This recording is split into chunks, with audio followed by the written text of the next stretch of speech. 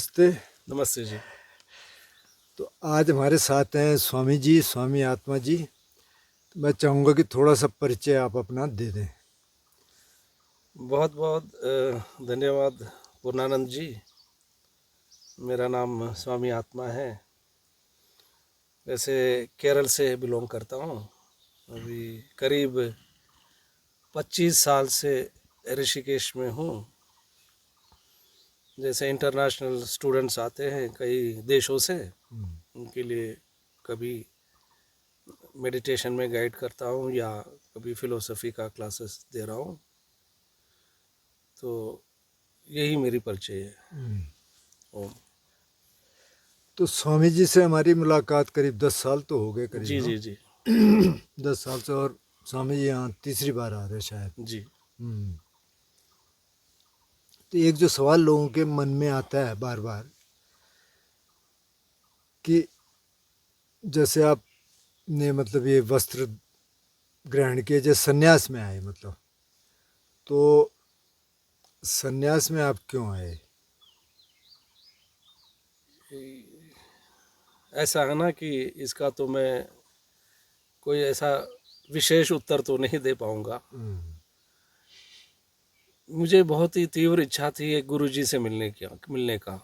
तो मेरे साथ जो कॉलेज में एक मित्र पढ़ते थे, उनसे बोला कि मुझे वर्कला में जाना है, कोई गुरु से मिलना है। तो मुझे सौभाग्य मिला कि गुरु नित्य चैतन्य यति जी से एक बार दर्शन हो गया। तो मुझे लगा कि अगर मैं भी गेरुआ कपड़ा पहनता तो अच्छा रहता होता। फिर पढ़ाई सब करके कुछ समय होम्योपैथी का ट्रीटमेंट भी कर रहा था मैं, लेकिन मन ऋषिकेश की ओर भटक रहा था। तो मुझे लगा कि ऋषिकेश मेरे लिए सबसे अच्छा जगह होगा। फिर ऐसा भी लगा कि अगर इधर रहना है तो जो वस्त्र होगा वो अगर गेरुआ होता तो अपने साधना में भी मदद करता और यहाँ रहने में सुविधा होती। तो इस कारण से फिर मैं यहीं रहने लगा।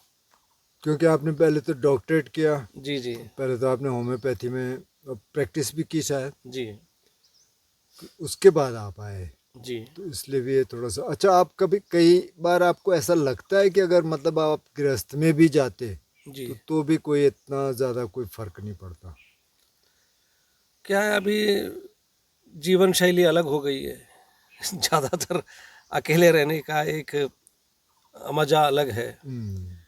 तो क्या है कि कोई ऐसा भी हो, वो पुरुष हो या स्त्री हो, जो उस तरह से मतलब कि एक प्रेम भाव से रहे और मतलब कि जिनके साथ भी रहे आध्यात्मिक भाव से अगर प्रगति हो तो उस हिसाब से तो सही रहता है। लेकिन जैसे हम गृहस्थ में चले जाएंगे और वहाँ रहेंगे तो बहुत सारे जो है अटैचमेंट्स आएंगे और बहुत सारे जो ऑब्लिगेशंस या रिस्पॉन्सिबिलिटीज इस तरह से व्यक्ति के जीवन में आ सकते हैं। सभी के लिए नहीं, वो कभी कभी बाधा हो सकती है। इस कारण से हमें लगा कि थोड़ा सा अपना एक स्वतंत्रता में रहने में भलाई है।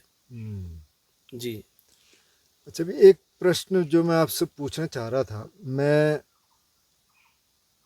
कुछ साल पहले इधर था शिवानंद आश्रम में, तो वो लोग 2 टाइम भोजन देते थे, अभी भी शायद देते होंगे, पता जी नहीं। जी देते। तो एक मित्र हैं वहाँ जो आपके भी मित्र हैं, मतलब आपके गुरु भाई ने मुझे मिलवाया था। तो मैंने कहा आप भोजन देते हैं, बहुत अच्छा कर रहे हैं। बोले हाँ, मतलब ये आ रहे हैं लोग जो साधु टाइप के, ये यहाँ से भोजन ले लेंगे, फिर दिन भर जो है सुल्फा पीते रहेंगे। तो ये जो सुल्फा कल्चर है, और बहुत सारे लोग इसमें हैं जो अपने को स्वामी कहते हैं, तो फिर उससे आपको कोई दिक्कत नहीं होती कि फिर आपको भी लोग उस तरीके से देखते होंगे? और फिर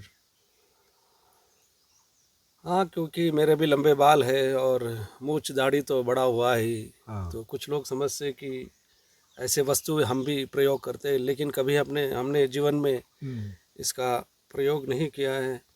और हम तो मूल रूप से भारतीय परंपरा को लेकर चल रहे हैं जो ऋषि मुनियों का है। और ऋषि मुनियों का अगर भाव देखा जाए तो उन्होंने एक शब्द का उपयोग किया है, आत्मरति। आत्मा में रम जाना। हम्म, और अगर जो व्यक्ति आत्मा में रम जाता है उसको बाहरी वस्तुओं का कोई प्रयोग करने की ज़रूरत नहीं पड़ती। हम्म, लेकिन जो कई लोग आते हैं उनको इसी चीज़ों से थोड़ा बहुत तृप्ति मिल रहा है। उनको लगता है कि इस एक भाव आ रहा है उनके अंदर, जैसे हम बोल सकते हैं शिव भाव हो रहा है, या कुछ ऐसी अवस्था से वो गुजर रहे हैं तत्काल के लिए।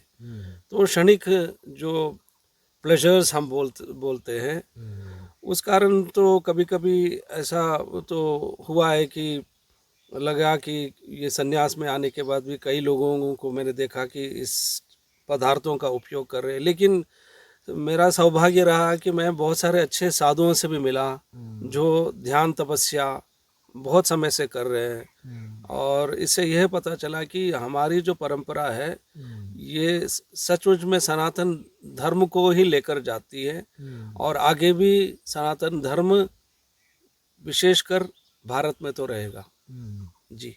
तो ये आया कहाँ से होगा, ये जो ये भांग वाला बहुत ज़्यादा है कई जगह? ऐसा ना, हिमालय में ये जड़ी बूटी बहुत सारा जगह पर वैसे ही उत्पन्न हो रहा है। और हमें लगता है कि यहाँ पर जब ठंडी होती है या कुछ मौसम बदलता है तो कुछ लोगों को इससे थोड़ा सा एक इंटॉक्सिकेशन महसूस होता है ना जब इसका उपयोग करते हैं। और एक ऐसा भी लोग गलत बोल रहे हैं कि भगवान शंकर जी भी इसका प्रयोग करते थे, लेकिन ऐसा तो कुछ नहीं है। तो इस कारण से जहाँ जहाँ उसका उत्पादन हो रहा है वहाँ वहाँ ही इसका ज़्यादा प्रयोग हो रहा है। और यहाँ आध्यात्मिक भूमि है, यहाँ पर अगर कोई ऐसे साधु संत कहीं अकेले में जंगल में बैठ के प्रयोग कर रहे हैं इसका, तो वैसे कोई उनको कुछ ज़्यादा कुछ बोलते नहीं है, बोलते कि ये उनका एक जड़ी बूटी है, जड़ी बूटी के समान वो उपयोग कर रहे हैं। लेकिन जब कोई लंबे टाइम तक इसका उपयोग करेंगे तो उसका असर मस्तिष्क पर भी होगा। जी। तो आपने कहा कि आप वैसे तो आप घूमते रहते हैं, वैसे तो आप पिछले साल तो आप बाली भी जाते थे जी, काफ़ी, फिर जी, आपने शायद वो कम कर दिया, जी, जी, थोड़ा ज़्यादा हो गया। और देश में भी आप काफ़ी घूमते हैं, विदेशों में भी घूमते हैं। जी, अब आप ऋषिकेश में काफ़ी टाइम से, जी, और ऋषिकेश का एक इम्प्रेशन ये है लोगों में कि ये साधु सन्यासियों की नगरी है, योग नगरी है। लेकिन कुछ समय से जो मैं नोटिस कर रहा हूँ कि दूसरी तरह की भीड़ बहुत ज़्यादा है। जी, जी, जी, जी। एक तो उस तरह के पर्यटक हैं, तो उससे क्या ये वाला जो फील था पहले कि भाई यहाँ आप आध्यात्म के लिए आइए, वो जो इमेज थी ऋषिकेश की, उसमें कुछ बदलाव आया होगा क्या? ज़रूर बदलाव आया है। अगर 7 साल पहले अगर देखा जाए तब ये सारी चीज़ें कमर्शियल नहीं थी। जब हम यहाँ आए थे हमारे पास इंडिया से भी और विदेश से भी लोग ध्यान मंत्रा का ये सब चैंटिंग सब सीखने के लिए आते थे। तब जो भी आते थे वो कमर्शियल ढंग से नहीं था। हमारा जो प्रोग्राम था, हम अपने गंगा निकेतन स्वर्गाश्रम में रहते थे उस समय, 2009 से वहीं रह रहे हैं। और उस समय क्या है कि योग जो है या योगा जो है वो कमर्शियल नहीं था। लेकिन आज क्या हुआ है कि टूरिज्म को प्रमोट करने के चक्कर में क्या हुआ कि सारा चीज़ को टूरिज्म में बदल दिया गया है। जैसे आजकल बहुत सारे लोग आते हैं एडवेंचर के लिए, राफ्टिंग के लिए, बंजी जंपिंग के लिए। हम इसका विरोध नहीं कर रहे हैं, लेकिन क्या है कि अगर इसी तरह से वो माहौल ही बना रहे, अगर उदाहरण के लिए स्वर्गाश्रम का जो जगह है वहाँ पर करीब 200 साधु संत रहते हैं, वहाँ उस भाग को अगर वैसे पवित्र बनाकर नहीं रखेंगे तो आगे चलते हम देखेंगे कि वहाँ के साधु संत भी नाराज होंगे, क्योंकि वहाँ पर गंगा के किनारे भी वो पहले साधना करते थे। जब 10 साल पहले हम वहाँ बैठते थे तो बहुत सारे साधु संत साधना कर सकते थे। पेड़ के नीचे, आम के पेड़ है या कोई पेड़ के नीचे भी साधना करते थे। लेकिन ये जब तक ये कमर्शियल होने लगा ये सब चीज़ें, तब से देख रहे हैं कि जो भी साधक है उन्हें हम बाहर ध्यान करते हुए या कोई पेड़ के नीचे ध्यान करते हुए नहीं देख रहे हैं। तो ये समस्या तो आगे आगे रही है, लेकिन अगर यहाँ भारत उत्तराखंड का सरकार अगर इसमें कुछ थोड़ा और ध्यान दे कि जो जगह पवित्र और साधना के लिए बोला गया है उसको उसी तरह से उसको मेंटेन करे तो बहुत अच्छा रहेगा। चलो, हो सकता है सरकार कुछ सुने और कुछ करे, लेकिन पता नहीं। तो जो आप तो साधना कर रहे हैं तब से, और वेदांत भी आपने पढ़े, आप पढ़ाते भी हैं, तो आपने इससे क्या परिवर्तन देखा अपने अंदर, क्या परिवर्तन हुए? एक तो ऐसा है कि ना हमें किसी और को चेंज करने की ज़रूरत नहीं है। और अगर जैसे अभी आजकल सब लोग आते हैं योगा ट्रेनिंग कोर्स के लिए, 1 महीना का कोर्स होता है, वो तो बस एक बूंद है योगा का।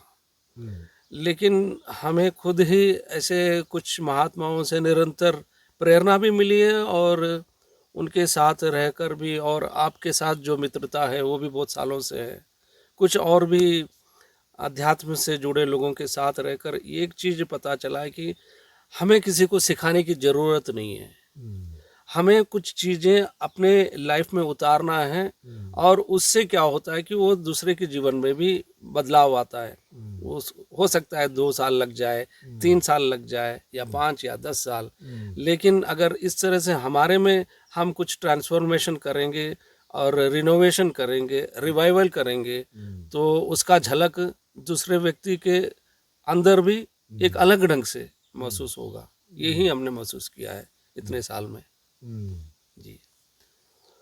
तो अभी आपके क्या प्लान्स हैं? मतलब ऋषिकेश में रहने का है या घूमने का है या कुछ और है? ये तो आपका एक बहुत अच्छा प्रश्न है।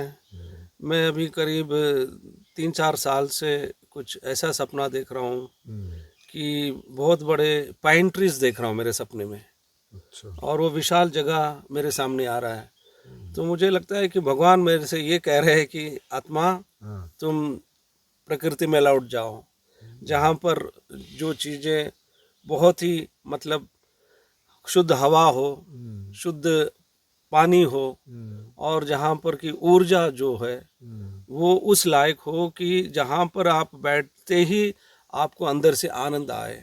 तो ऐसे ऐसे जगह जाने का अभी इच्छा हो रही है, और ईश्वर ने हमें बहुत मदद की है। अभी भारत में भी यहीं मैं केरल में कुछ अच्छे से जगह गए हूँ। हमारे एक स्वामी जी है, वो खुद ही प्रकृति में बहुत बड़ा आश्रम बना रहे हैं। फिर तमिलनाडु में भी कुछ गांव में गया, उड़ीसा में बहुत सारे मंदिरों में, जंगलों में सब घूम के आया मैं। तो देखा कि ऐसे सुंदर प्रकृति के जगह है जहाँ की ऊर्जा बहुत ही अति उत्तम है, जहाँ कुछ समय बिताने से अंदर में वो ऊर्जा का महसूस होता है। तो आगे के लिए मेरे को लगता है कि हमें ऐसे प्रकृति के जगह में रहना चाहिए जहाँ सब कुछ स्वच्छ हो और जहाँ हम आनंद में लिप्त होकर रह सके। वाह जी, चलो, आपकी इच्छा पूरी हो। धन्यवाद जी। ऐसे प्रकृति से हम ऐसे चाहेंगे तब हम भी आ सकते हैं जी उधर। जी, जरूर जरूर। तो अभी जैसे आप केरल से हैं ना मूल रूप से, जी, तो अभी घर में आना जाना होता है माँ जी पिताजी माँ जी है से मिलना होता है कभी कभी, क्योंकि हमारे गुरुजी ने बोला था कि जब तक माँ जी जीवित है कभी कभी जाके उनसे भेंट करना, उनके साथ, मतलब वो आश्रम ही है, क्योंकि वो कोई और नहीं, माँ अकेली रहती है। अच्छा। तो हमें जाना पड़ता है कभी कभी, और वहाँ भी अपना ध्यान साधना करते हैं। माँ ग्राउंड फ्लोर में रहती है और मैं फर्स्ट फ्लोर में रहता हूँ। तो लेकिन वो है कि कभी कभी जाके उनसे मिल लेता हूँ मैं। अच्छा, आपके पिताजी गुजर गए। अच्छा अच्छा जी, अच्छा, अभी हाल ही में शायद। हाँ जी, हाँ जी। हाँ हाँ। हम्म। तो क्या इस तरह का नहीं हो सकता कि मतलब जैसे आप सोच रहे हैं वैसे तो प्रकृति में जाने की, जी, कि कुछ इस तरह का कोई गुरुकुल हो जहाँ लोग आएँ, थोड़ा बहुत ध्यान सीखें और जो भी विद्याएं आप जानते हैं वो सीखें, इस तरह का नहीं आता आपके मन में कभी? देखिए आजकल क्या है ना, कोई भी ऑर्गेनाइजेशन चलाने के लिए बहुत सारे लोग चाहिए, और उसके लिए बहुत सारा रिस्पॉन्सिबिलिटीज़ हमें लेना पड़ेगा। गुरुकुल चलाए, कुछ भी चलाए, तो मुझे पता नहीं कि मैं कब तक उसके लिए तैयार हूँ। लेकिन फ़िलहाल प्रकृति से जुड़कर कुछ काम तो कर सकता हूँ, और आगे अगर ऐसा संभावना है तो हो सकता है उसके लिए भी हम लोगों को तैयार होना अच्छा रहेगा। कुछ आचार्य लोग अगर साथ में मिल जाए, और ऐसे बच्चों को, क्योंकि आजकल अगर बच्चे ही इसमें आ जाए या टीनेजर्स जो इस तरह से जीना चाह रहे हैं, प्रकृति में रहकर कुछ सीखना चाह रहे हैं, और जहाँ पर कुछ नई चीज़ें भी बच्चों को सीखने को मिले, तब ज़रूरी मैं इसके लिए ही थोड़ा सा गवेषण कर रहा हूँ। जैसे केवल भारत में ही नहीं, और बाहर देश में भी प्रकृति में लोग कैसे रहते हैं, कैसे वो लोग ये जो है आजकल ऑर्गेनिक फार्मिंग कर रहे हैं, और कैसे वो लोगों का एक कम्युनिटी बना हुआ है, और आगे भी ये जो आज भी है बहुत सारे ऐसे कम्युनिटीज़, अगर हम उन कम्युनिटी के साथ भी मिलके भी काम करें तो उनका भी हमें अगर सपोर्ट मिलेगा तब ये लंबे टाइम तक टिकेगा। क्योंकि हम अगर खुद करके कुछ करने की कोशिश करेंगे, ये बहुत आगे तक हम खुद नहीं कर पाएंगे, क्योंकि सारे चीज़ के लिए एक्सपेंस भी होता है। तो अगर ये एक्सपेंस भी मीट हो जाए तब हम आगे के लिए सोच सकते हैं। लेकिन आपने जो बोला है मैं उस पर भी विचार करूँगा। अच्छा, एक और जो मेरे मन में प्रश्न आता है कि एक तरफ तो हम आध्यात्मिक प्रगति की बात कर रहे हैं, जी दूसरी तरफ अब ये जो लड़ाइयाँ हो रही हैं, युद्ध हो रहे हैं, जी। तो इस पर आप क्या सोचते हैं? मतलब ये क्यों हो रहा है ऐसे?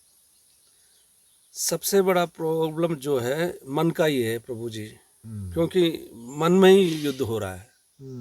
और मन में क्या हो रहा है कि आज सबसे ज़्यादा चीज़ें कमर्शियल जब हो गई तो सब चाह रहे कि ये मेरा हो जाए, पेट्रोल मेरा हो जाए, जो भी चीज़ें खनिज पदार्थें किसी और राष्ट्र का भी हो वो मेरा हो जाए। और उसमें क्या होता है कि फिर हम अपना बाउंड्री भी खींचने लगता है, इतना जगह मेरा है।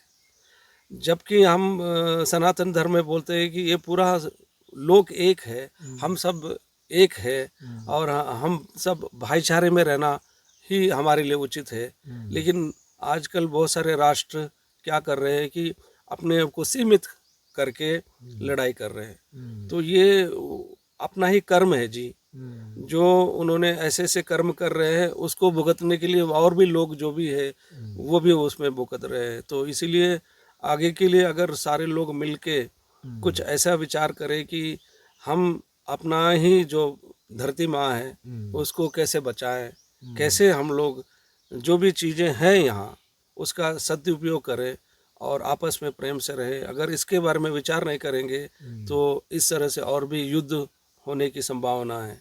तो अगर सब लोग एकजुट होके प्रेम से रहेंगे तभी एक चेंज की संभावना है। तो इसमें हम क्या कर सकते हैं?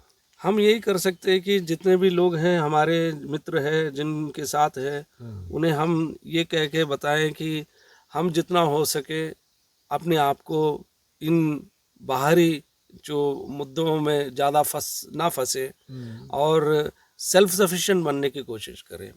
जैसे भारत अभी एक हद तक देखा जाए तो सेल्फ सफिशिएंट हो रहा है, ये बहुत अच्छी बात है। हमें हमारा जो भारत है ये सचमुच में आज भी एक एग्रीकल्चर कंट्री है, जबकि अभी बहुत सारे जगह जैसे ये भी उत्तराखंड में भी खेती नहीं हो रही है। इसका रिवाइवल करना ज़रूरी है।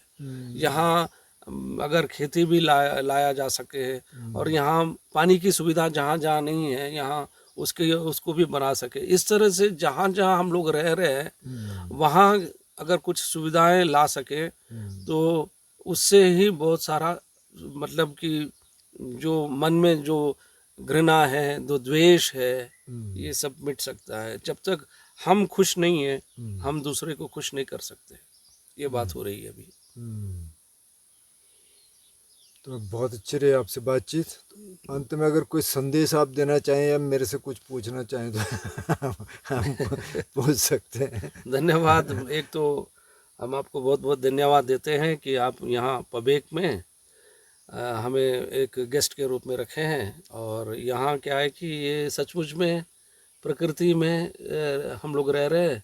और एक बात हम आपसे पहले भी जिक्र किया यहाँ पर ध्यान वैसे ही लग रहा है, क्योंकि यहाँ जो चिड़ियाँ हैं उनका संगीत जब कान में लगता है तब ऐसा लगता है कि बस हम खो गए, कोई गाड़ी की आवाज़ नहीं, कुछ नहीं। तो जो साधक इस तरह से साधना करना चाहते हैं उनके लिए ये बहुत ही उचित स्थान है। तो बस मुझे ये आपसे पूछना है कि आपके जीवन में क्या बदलाव आया है जब से आप ये योग और ध्यान में आए हैं? हम मेरे जीवन में बहुत सारे बदलाव आए। मतलब एक तो मैं नशे में था, वो छूट गए। फिर ध्यान करते करते बहुत सारे विकार थोड़ा कम हो गए, गुस्सा कम हो गया, थोड़ा और लोभ कम हो गया। और जो सबसे जो मुख्य मुझे लगता है ना कि सिंप्लिसिटी आ गई। ये समझ में आ गया कि बहुत ज़्यादा ज़रूरत है नहीं, मतलब आप आराम से रह सकते हैं, बहुत कम संसाधनों में आप अपना काम चला सकते हैं और खुश रह सकते हैं, शांत रह सकते हैं। तो मुझे लगता है कि बहुत संक्षेप में तो यही है। जी। और आपको कैसे लग रहा है कि आगे हम ये जो भी साधक है जो आपसे जुड़े हुए हैं उनको हम कैसे आगे के लिए भी मदद कर सकते हैं? किस तरह से किया जा सकता है मदद उनकी? अब एक तो ये जो ऑनलाइन जो प्लेटफॉर्म है ना, जी। एक तो ये बहुत अच्छा है, जी। क्योंकि जो आपके साथ सीधा नहीं आ सकता वो जी। यहाँ आपसे पूछ लेते हैं, फिर वो चलता रहता है। वैसे आपका भी एक चैनल था, लेकिन बीच में थोड़ा सा जी। वो चल नहीं पाया ठीक से। और जो इधर आना चाहते हैं वो आ जाएं। अब हमारा फोकस भी इसी पे है कि भाई आप अपने ऊपर काम करिए, जी। बाकी बाहर तो सब रहेगा, लड़ाइयाँ भी रहेंगी, द्वेष भी रहेगा, सब कुछ रहेगा। आप अपने साथ काम करते रहिए। और नहीं तो बाहर तो बहुत टेम्पटेशंस है ना, जी। तो उसमें तो कैसे जाएंगे। तो जो यहाँ आना चाहते हैं आ जाएं। अब यहाँ तो जगह तो कम ही है, तो दो चार लोग आ सकते हैं, आ ही रहे हैं मतलब। तो ऐसे ही होगा, बाकी तो अब तुरंत तो कुछ होता नहीं, थोड़ा काम तो करना पड़ेगा अपने जी। साथ। अभी एक और चीज़ जो हो रहा है पूरे संसार में ही हो रहा है कि बहुत सारे लोगों को फोकस या अटेंशन नहीं मिल रहा है। जैसे कि कोई भी चीज़ का ना वो ध्यान नहीं कर पा रहे, कंसंट्रेट नहीं कर पा रहे। तो मुझे लगता है कुछ तो आपने ध्यान विधियाँ उनको बताई है जिनसे उनको मदद मिल रही है जो आपके साथ जुड़े हुए हैं। लेकिन आगे के लिए भी जो है अगर उनको जीवन में एक धारणा चाहिए तो धारणा से ही ध्यान की ओर जा सकते हैं। तो उसके लिए आपका क्या संदेश होगा सभी लोगों मैं के लिए? इनसे कहता हूँ, जो भी लोग सुन रहे हैं, कि भाई आप कम से कम ना 5 मिनट अपने को देना शुरू कर दो।